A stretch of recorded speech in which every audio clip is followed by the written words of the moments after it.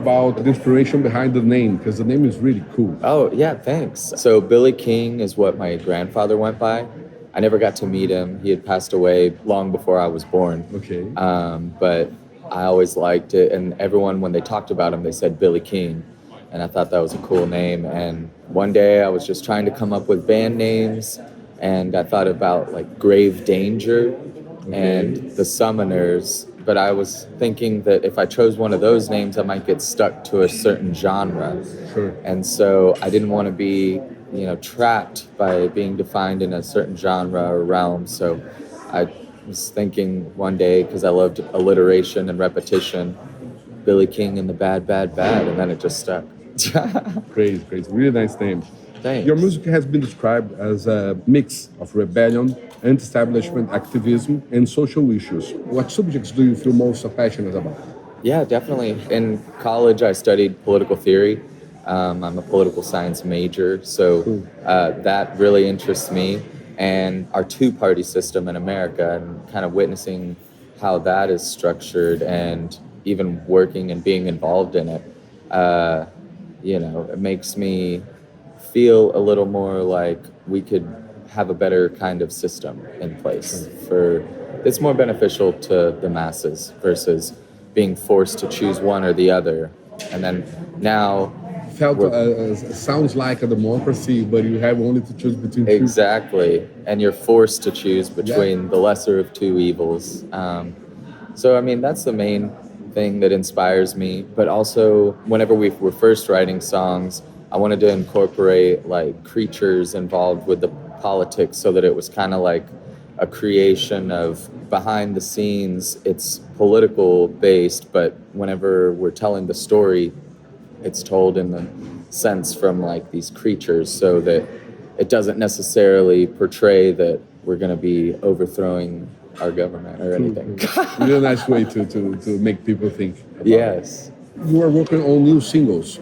Yes. You released those singles this year? We will be. Okay. The first one is coming out on the 5th of May. Perfect. So really excited about that. And then we've got 2 more coming out later on in July and August, or maybe June, depending on the release dates. The next album will hopefully get out by early next year. So sometime in January or February is the target goal. What you can say about the transition from the first album to the newest one? Yeah, absolutely. What changes in the band? What are your goal with that? Yeah, so with the first album, it was kind of an amalgamation of a lot of different styles. So it kind of recalls this sense of deja vu, because you're like, this sounds like something I've heard before, but I don't know. I can't pinpoint it. So that was kind of what we were going for. And with this new album, we're kind of dialing in our style and our tone and just really kind of showing what we can do with it and pushing forward. Just trying to make every single song a great song. Where do you imagine your band in 10 or 20 years? It would be great if I could just make it a full-time job, Cool. If I could be making a living in music, like solely, without having to have side hustles, that would be incredible. What can you say about your influences, genres, and bands that you like most? Yeah, influences that we don't sound like them, but Phil Lynott of Thin Lizzy, Tom Petty, David Bowie, Black Sabbath, Ozzy, Led Zeppelin, the Beatles, the Stones, Blue Cheer, Deep Purple, definitely Eric Clapton, stuff like that are all big influences for me, all these older bands, just because of what my parents kind of brought me up with. And I would enjoy paying a little bit of homage to them, like songs that kind of capture the essence of that, but make it modern. How pandemic influence on the band and on the scene around Austria? Oh yeah, the pandemic was interesting because it happened South by Southwest of 2020, where everything had to be shut down. And I remember whenever it first started, everyone was kind of scared and didn't know what was to expect. It basically just shut everything down, put everyone on hiatus. For me, it definitely allowed me to make a lot of music. And I'm not gonna lie, being in America, we were pretty fortunate because I was able to get on unemployment for the first time ever. So I was able to collect unemployment, be able to still pay my bills and not become homeless, because I got furloughed from my job, which just means that until further notice, I don't have a job. And so I was able to be at home paying my bills, and I was able to write all day because I had no work or anything. So that was great. And I was able to write a lot. So I feel like the pandemic is going to be spawning a lot of great music coming out in the next couple of years. What has been your favorite performance or tour experience so far, and why? So we got to open for one of our heroes, Rocky Erickson. He started a band here in Austin called the 13th Floor Elevators, and they were a really big inspiration for me. So on his 70th birthday celebration before he passed, we were able to open for them. It was really incredible to be able to open for him and just get to meet him in general. And he's just a nice, sweet, amazing human, and his music is just incredible. He definitely defined a genre. Yeah, yes, thank you. What can you say for bands about South by? It's important for bands not only from outside the US, but also for you guys from the local scene. What's the importance of the festival?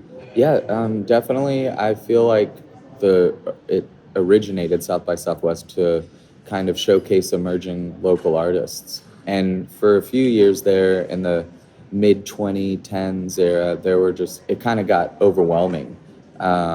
And now I feel like it's kind of honing back into showcasing and spotlighting local, regional, emerging artists, as well as across the world. But it's kind of getting back to its roots, I feel. What are you listening right now in your life? Oh man, right now, Wet Leg, Dead, spelled D-E-H-D. This band from the UK called Bad Nerves. They're really good. What question should I have asked you and I didn't ask? Oh man. Today, our drummer got his citizenship to the United States of America. He's originally from Pakistan. So it's an incredible celebration of a day for him. So really excited about that. It's been 10 years in the process for him to get a citizenship. So for it to finally be here is pretty incredible. So Billy, many thanks for your time, your interview. Yeah, we do just this short interview. Yeah. But I think it's cool for people to know better, don't only hear the song and try to understand better what's behind the song, what you guys think and everything like that. Yeah. If you want to have a final message for us. Yeah. So we're Billy King and the Bad, Bad, Bad. This is Austin, Texas. Keep the rock and roll alive. Yeah, cool, Billy. Many thanks.